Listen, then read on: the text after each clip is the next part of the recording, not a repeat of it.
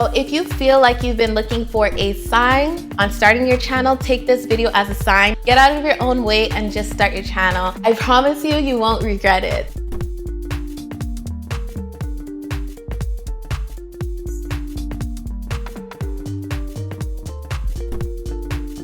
Firstly, choose something that you enjoy and keep it consistent. You don't need to niche down so much that you feel like you're in a tunnel and you can't create other content you love and that resonate with who you are as a person. But you need to create content that has a consistent theme. I think one of the biggest mistakes that YouTubers first start, and I made the same mistake too, is creating content that's all about you. Now, don't take this the wrong way. I hate to say it, I hope I don't sound ridiculous, but nobody knows you, man. In the beginning, nobody knows who you are, so seeing every aspect of your life right off the bat can confuse your audience. Don't post a skincare routine video and then tomorrow post a best friend tag, and then the day after that post a fitness workout routine video, and then the day after that make a video about baking cookies. Like, it's too broad, and maybe to you these are all relevant things to you and these are things that are important to you, but in the beginning nobody really knows who you are and they quite frankly don't care. In terms of choosing the content that you want, think about the audience that you are trying to reach and what would make them want to stick around for more content. What would make them want to watch you? Because here's the thing, the majority of people who watch your video don't subscribe after their first video. They subscribe after the second, the third, the fourth, sometimes even the fifth video. If you're gonna upload a video today being super goofy, really funny, super bubbly, and then your next video you're very serious, very stern, people are gonna be confused, like, who are you? What's going on? Who are you? So on my phone notes, I always have at least 50 ideas of videos that I want to record. I could be anywhere. I could be in the grocery store, I'm taking a walk, I'm in the bathroom. I think of a video idea and I put it in my notes so that there's never a time that I'm like, I don't know what to record. But the thing is, I barely have to refer to that because oftentimes I get ideas based off of videos I've already created and the questions and comments that are in the comment section. Also, there's two plugins that you can get, either TubeBuddy or vidIQ. I personally use vidIQ, but TubeBuddy and vidIQ is basically the same thing. So they are Google Chrome extensions. They're free to download. And when you download these extensions, you're able to see the background information on people's YouTube videos, like their tags, and it helps you to know which tags they're ranking highest in. Way back in the day, YouTube actually used to display people's tags. Now they don't, but if you have that Google Chrome extension, either vidIQ or TubeBuddy, you're able to see the video that you're interested in creating and seeing what tags they rank the highest in. You can include those same tags in your video as well. The importance of your thumbnail can make or break your video content because a lot of people don't actually take the time to read your entire title. Just by looking at your thumbnail, someone should be able to understand what's going on in this video. You want to have maximum 4 words, 4 or 5 depending on how long the words are, but no long sentences. No one's trying to read these small little text. A lot of times people just watch off of their phone, so your thumbnail is even smaller. I know a lot of people watch YouTube on their televisions as well, but there's a large percentage of people who watch it on their phone. Also, you want to keep your thumbnails consistent because as people are watching your videos, there are a bunch of recommendeds on the side panel. If they clicked on your video and then the next few videos of yours look the exact same, it's easy for them to just identify, oh, I like this girl's video, I like this guy's video, and now I'm seeing recommended, oh, that's his, or that's hers, oh, that's another video of hers, and they can watch more of you. Because like I said, people don't often subscribe off of your first or even second video. A lot of people subscribe after watching a few of your videos. If they don't see another one of your videos, it's so easy for them to enjoy that one video and then move on to the next video. But if they enjoyed that one video and they want to see more of you and the option to see more of you is available in the side panel, they're highly likely to click on one of your videos because they recognize it. This isn't breaking news or anything, but it might be for some of you. YouTube does not go out and look. Its system does not go out and look for viewers for your videos. That is not how the YouTube algorithm works. If you even look at your own YouTube homepage, it really plays a big role in what did you watch previously? What is your watch history? What are your viewing habits? And YouTube just tries to find videos for you as a viewer that it can predict you will watch. And it uses a couple of techniques to do that. It does it based on your previous watch history, your previous search history, how long you watch those videos, how often you click on content from specific creators, and also what are the viewing habits of people like you, people who you have in common, people who are subscribed to the same type of channels you tend to subscribe to, watch the same type of videos that you tend to watch. What is that profiling like? That's how YouTube decides what videos we're gonna see in the homepage, in suggested on the sidebar, and down below a video on our mobile device. It's basing a lot of that on our individual preferences and our viewing habits.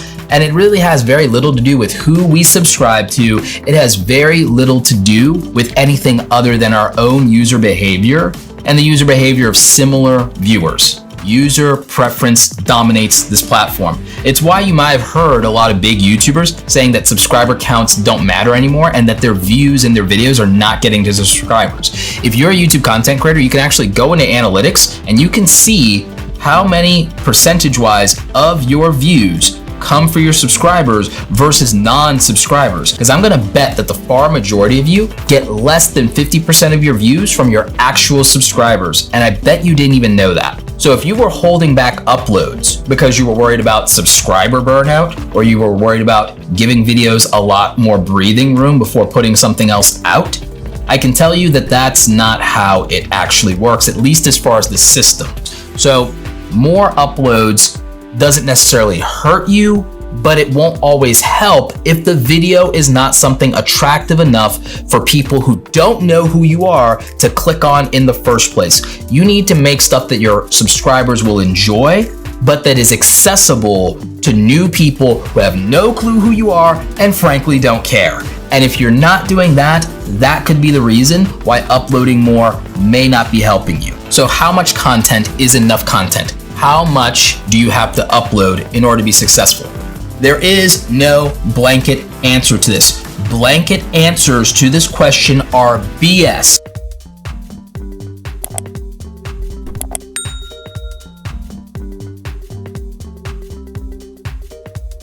So a lot of guys are going to tell you that you need to do this, or you need to do that, or you need this camera, or you need this lens to grow on YouTube.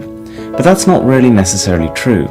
Every channel grows in their own way, but essentially it boils down to three things. So the first thing you need to do is to just identify something people are searching for. It's that simple. If you're an Android reviewer, go on to Android news sites. If you're a vlogger, determine what's trending. You've then got to make the highest quality video that you possibly can. The higher the quality, the higher the conversion rate between viewers and subscribers. And finally, you just need to optimize your content. I use two sites mainly, Ubersuggest and Google's Keyword Planner, because to be honest they can really help you find out which tags are being searched for. Also be sure to fill the first 3 lines of your video description with keywords. And guys, that's it. Just keep at it. Some videos will get more views than others, but as long as you keep doing that, your growth will accelerate. You want to have compelling titles for your videos because people are searching you. They don't know you yet. So let me give you some templates, some example. Number 1, how to. How to is always a very powerful title because people go on YouTube, they want to find out, hey, how do I do something, right? How to is a very powerful title. Second, it could be a variation of that, like how I have done something. Another good example is secrets of. So people want to know. Another example, warning type headline, such as I have this video called "Don't start a business until you watch this," or "Don't start your YouTube channel until you watch this." It's kind of like a warning. Hey, don't do that until you watch this video. You see how it's very much curiosity driven?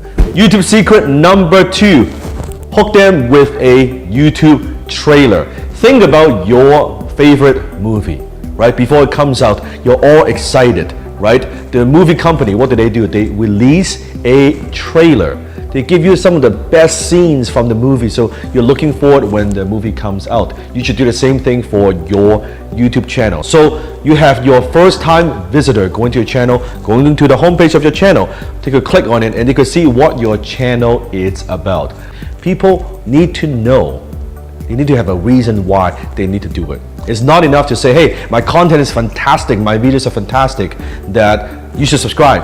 It's not good enough. So in your trailer, tell them who you are, what you're about, how often you upload, why should they subscribe, and exactly what do you want them to do. 5. Make popular content at the right time. This one has also helped me a lot. Basically, when I made my diversity video, I made that video because I was really passionate about it and I wanted to get my message right out, you know? I wanted people to hear it. And I remember I was really inspired by It's Keisha's video, and I posted mine like 2 days after hers. And that was good timing. I wasn't late to that, not trend, but a lot of people made videos on this. But some people made a video like 1 week after hers. Some people have different reasons for making that video. Some people are super genuine about it. Some people, I don't know. But it's really all about your timing. Like, for example, Joanna Sedier, the reason why she blew up is because right when Emma Chamberlain's merch was rising, she made a video right at that perfect time. So she kind of slid her video into that trend rise. So then her video ended up doing really well because that was what people were searching for at that time. When you're gonna do a popular trend, do it at the right time. Your traffic sources or your watch time is so much more important because that will tell YouTube whether to push your video or not. And when I mean push is you just want to be friends with the YouTube algorithm, which decides whether to recommend your video or to put it on, trending and all that. That's how you get in front of the audience you want to reach. So you need to focus on those two things and stop setting goals that are not obtainable. For example, 100,000 subscribers. Like, if you're starting from scratch, focus on what actually works, which is watch time. Focus on your traffic sources, and we're gonna help you increase those two things. First tip is the hook. Make sure your hook is compelling as frick.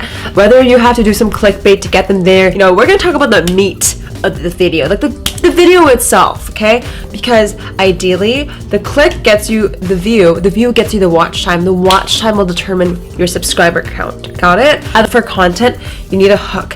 Whether it's gonna be a 5-second teaser of a funny part that the video is about, whether it's a 30-second intro and how you can help them. Don't be full of fluffiness and be like, hey guys, welcome. No, jump to what actually matters so you can increase your watch time as high as possible. The biggest thing is you need a strong call to action. You want to refer people to the next video. When you're starting from scratch, listen here, okay? You can only rely on a few things. You and your work. So you have to put in daily videos. And I'm not saying daily like daily videos, go. No, it's not gonna be like you're gonna grow because you're doing daily videos. What's gonna happen is I recommend as many pieces of content as possible, because to grow a YouTube channel is not like you post a video every day and it's gonna grow really great. That's BS. I mean, that can happen if you're timings there, lucky, good for you. But a lot of people aren't as lucky, or maybe they're not, used to everything. What daily videos is gonna do is ensure you that at least one project in the entire year will stick through, aka go viral, aka hit the recommended page. Because if you only do once a week, I always say this to my coaching call students. I teach a lot of people how to grow on social media one-on-one, and they're like, Jade, I'm doing once a week videos. And if you do the math, which I dropped out of school so I can't even do math, but that's 48 times in the year. So you only have 48 chances to have a video stick through. Whereas if you do every day, you have 365 days.